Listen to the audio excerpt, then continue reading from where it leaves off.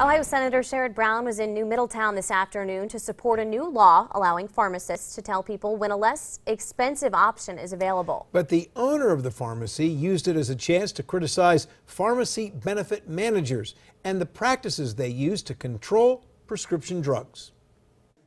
Senator Sherrod Brown began his visit to New Middletown's Village Pharmacy with a handshake of owner Rick Carano.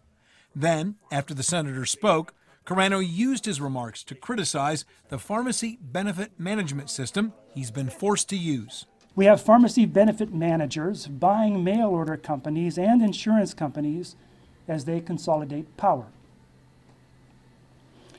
We are losing our ability to use the providers that we know, trust, and choose, and instead we are told where and who will provide our care. As the pharmacists worked around him, Rick Carano told how his father opened the Village Pharmacy in 1957, at a time when prescription drugs were a minor part of healthcare costs.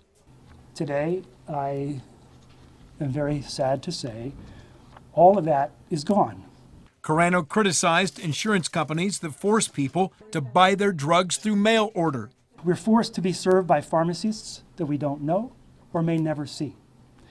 This is not free enterprise or what America stands for, or for anything close to a competitive marketplace.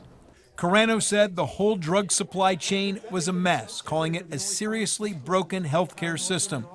But he was pleased to know that he will now be allowed to tell his customers when a less expensive option is available. I feel like the first step is being taken to allow me to serve the health of my community rather than the financial health of the insurance companies and the pharmacy benefit managers. There's too much greed from big pharma, from the big drug companies. This legislation will help. This is a small step. There's much more we should do.